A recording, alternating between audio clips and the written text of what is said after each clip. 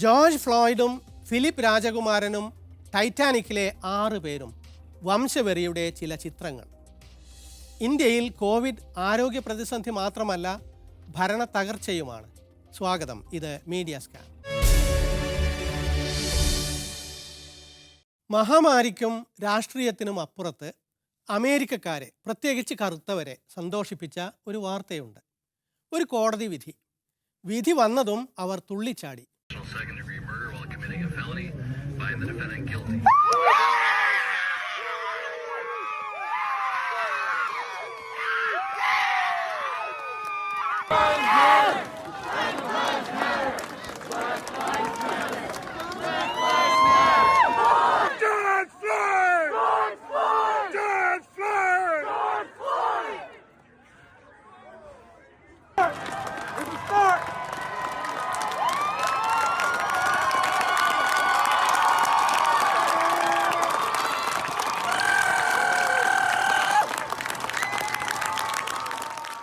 George ഫ്ലോയ്ഡിനെ കഴുത്ത് ഞെരിച്ച് കൊന്ന കേസിൽ പോലീസുകാരൻ കുറ്റക്കാരനാണെന്ന് വിധി. ഫ്ലോയ്ഡിന് നീതി കിട്ടുമെന്ന് അവർ ഉറപ്പിച്ചതായിരുന്നില്ല. അത്രയേറെയാണ് അമേരിക്കയിലെ വർണ്ണവെറി. ഡെറക് ഷോവിൻ എന്ന പോലീസുകാരൻ വെള്ളക്കാരനാണ്. കോടതികളും നിയമങ്ങളും പൊതുവെ വെള്ളക്കാർക്ക് അനുകൂലവും. കോടതിക്ക് പുറത്തെ തികഞ്ഞ പിരിമുറുക്കത്തിലേക്കാണ് ഈ വിധി ശുഭവാർത്തയായി പൊട്ടിവീണത്.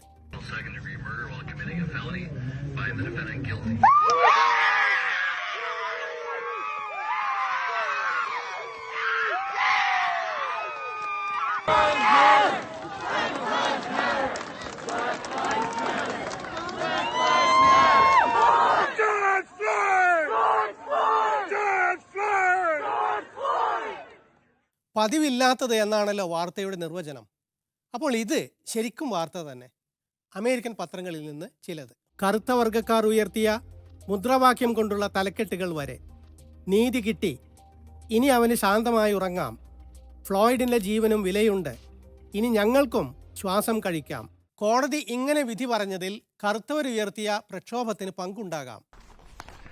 Members of the jury, I will now read the verdicts as they will appear in the permanent records of the 4th Judicial District.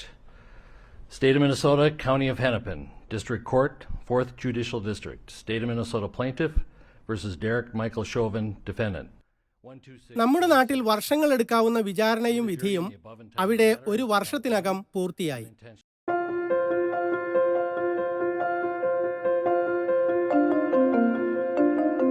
We, the jury, in the above entitled matter as to count 1, unintentional second-degree murder while committing a felony, find the defendant guilty.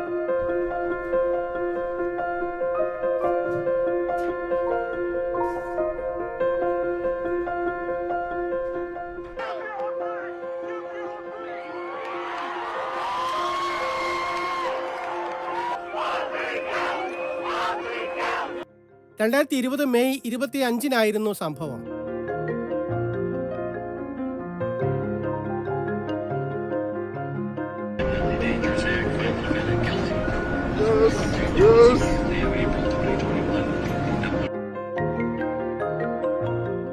കോടതി വിചാരണക്കെടുത്തത് 3 ആഴ്ച മാത്രം.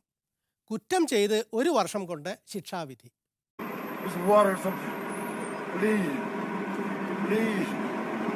കേസിൽ ഒരു തെളിവ് ഈ video ദൃശ്യമാണ്. കേസിനെ മുന്നോട്ട് നയിച്ചതും അത് തന്നെ. ഡാണല ഫ്രേഷർ എന്ന 17-കാരി തന്റെ മൊബൈൽ ഫോണിൽ പിടിച്ചത്. ഈ ദൃശ്യം അവൾ പിന്നെ ഫേസ്ബുക്കിലിട്ടു. അത് പെട്ടെന്ന് പ്രചരിച്ചു. കേസ് ശ്രദ്ധ നേടാൻ കാരണം അതാണ്. അമേരിക്കയിലെ അനേകം വംശീയ അതിക്രമങ്ങളിൽ ഒന്നിൽ ഇങ്ങനെ നീതി പുലർന്നു. ഇതേ സമയം ബ്രിട്ടനിൽ മറ്റൊരു തരം വംശീയത, രാജകീയ വംശീയത വാർത്തയിൽ. ചരമോപചാര ചടങ്ങ് ഒടുവിൽ തമാശയായ പോലെ. മരിച്ചത് മറ്റാരുമല്ല, എലിസബത്ത് രാജ്ഞിയുടെ ഭർത്താവ്, എഡിൻബറ പ്രഭു ഫിലിപ്പ് രാജകുമാരൻ. രാജകുടുംബത്തിലെ വർണ്ണവിവേചന മനസ്സിനെ പറ്റി കുറച്ചാഴ്ച മുൻപ് ഹാരി രാജകുമാരനും ഭാര്യ മേഗൻ മാർക്കിളും ഓപ്ര വിൻഫ്രിയുമായുള്ള അഭിമുഖത്തിൽ പറഞ്ഞതോർക്കുക. Tonight, silence from the royal family after Harry and Meghan's bombshell allegation that racist comments were made before the birth of their first son. He won't be given security. He's not going to be given a title. And also, concerns and conversations about how dark his skin might be when he's born. What? There are several conversations. There's a about conversation with you it. With Harry. About how dark your baby is going to be? Potentially, and what that would mean or look like. Prince Harry confirming the allegation.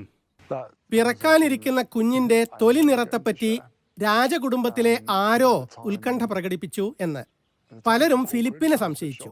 ഔചിത്യം നോക്കാതുള്ള വർത്തമാനത്തിന് പേര് കേട്ടയാളാണ് അദ്ദേഹം. For speaking his mind, the prince's sense of humor was not always to everyone's taste. On occasion, politically incorrect comments made on official visits landed him in hot water. വംശീയ പരാമർശങ്ങൾ, സ്ത്രീവിരുദ്ധ പരിഹാസങ്ങൾ. പക്ഷെ മരിച്ച ശേഷം Philip രാജകുമാരനെ ചൊല്ലി വിവാദമുണ്ടാകാൻ കാരണം BBC ആണ്.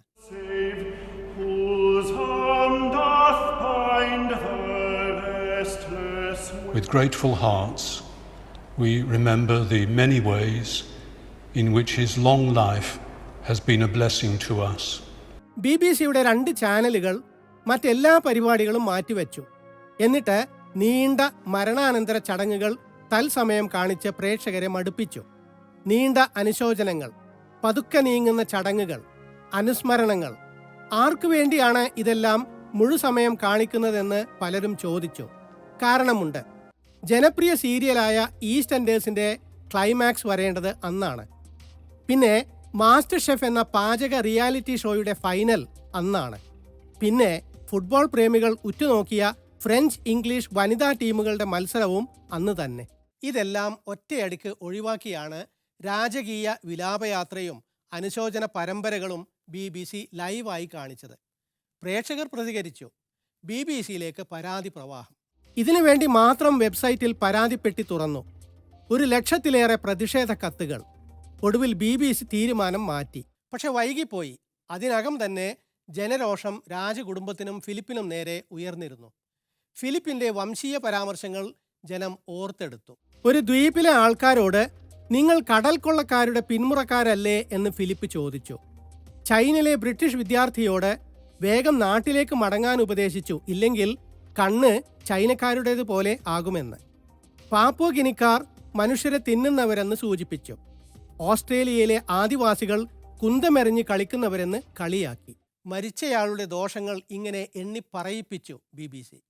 ആ BBC തന്നെയും വംശീയത കാട്ടി. പിന്നീട് മാപ്പ് പറയുകയും ചെയ്തു. ഫിലിപ്പ് രാജകുമാരൻ ഭാര്യയായ രാജ്ഞിയെ അനുഗമിക്കുമ്പോൾ 2 അടി പിന്നിലാണ് നടക്കാറെന്ന് പറഞ്ഞ അവതാരകൻ ഇന്ത്യയിലെ ഭാര്യമാരെ പോലെ എന്ന് കൂട്ടിച്ചേർത്തിരുന്നു. ഇതിനാണ് ക്ഷമാപണം വേണ്ടി വന്നത്. BBC ശരിക്കും പരിഹാസപാത്രമായി. രാജവാഴ്ചയോട് പ്രതിപത്തിയുള്ളവർ ബ്രിട്ടനിൽ കുറഞ്ഞിരിക്കുന്നു. കാർട്ടൂണുകളിൽ കൊട്ടാരത്തെക്കുറിച്ച തമാശകൾ വരുന്നു. പഴയ ഒരു സ്പിറ്റിംഗ് ഇമേജ് കാർട്ടൂണിൽ നിന്ന് അല്പം. Oh, this is hopeless. We're absolutely flat broke. Can't even afford proper servants anymore. The waiter! Waiter!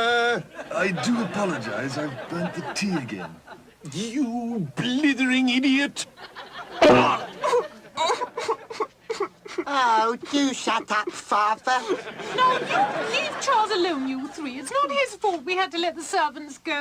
സ്വന്തം വംശീയത തിരിച്ചറിയാതിരുന്ന BBC ഏതായാലും വംശീയതയുടെ മറ്റൊരു പടിഞ്ഞാറൻ ചരിത്രം പുറത്തു വന്നത് ശരിക്കും ശ്രദ്ധിച്ചു.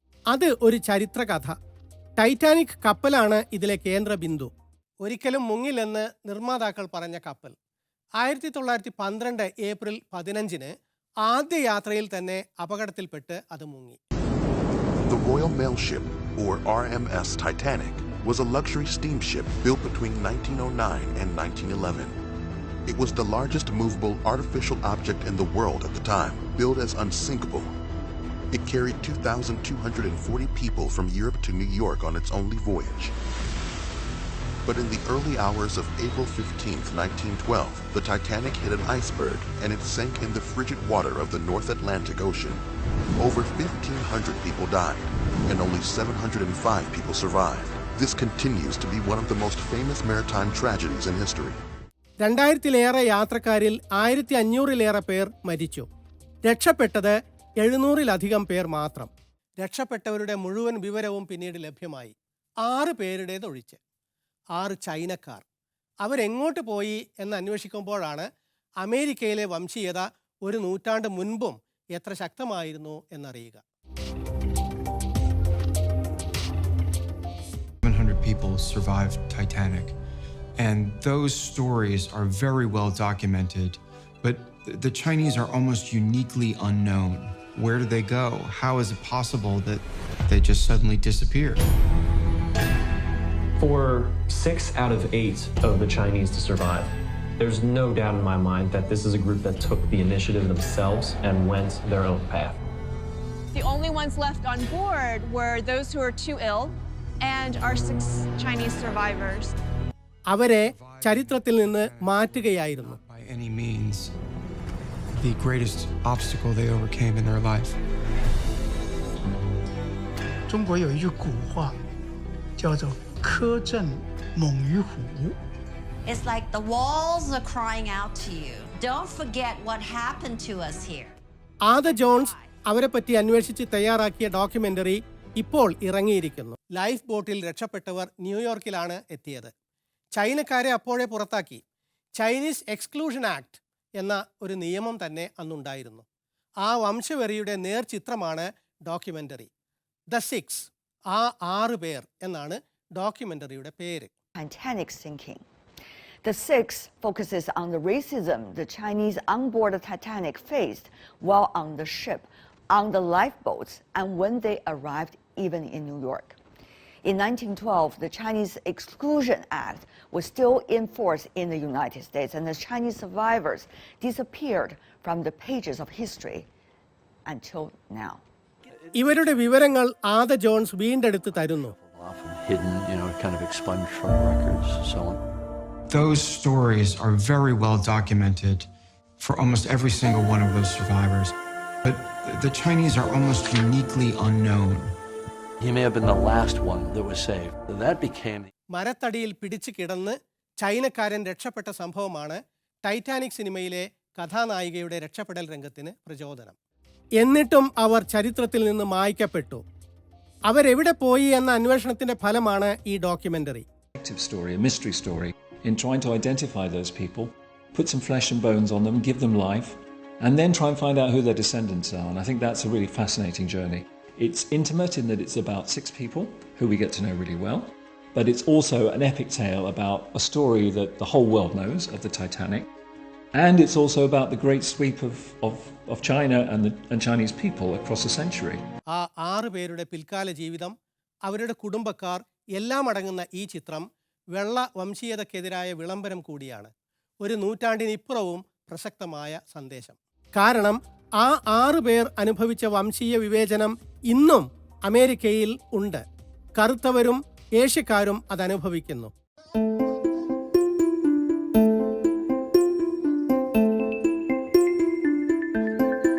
Racism, and I believe today is one symbolic step that we have walked as a community, as one people against systemic racism. They can somehow take back, quote unquote, their country. 2 ആഴ്ച മുൻപ് അമേരിക്കയിൽ Asian വംശജർ നടത്തിയ പ്രതിഷേധ പ്രകടനമാണ് ഇത്. ആ 6 പേർ അടിച്ചമർത്തപ്പെട്ട എല്ലാവരുമാണ്. ബ്രിട്ടീഷ് രാജകുടുംബത്തിലെ വംശീയത എല്ലാ മേൽജാതി മനസ്സുകളുടേതുമാണ്. George fluid തിരസ്കൃത സമൂഹങ്ങളിലെ എല്ലാവരുമാണ്.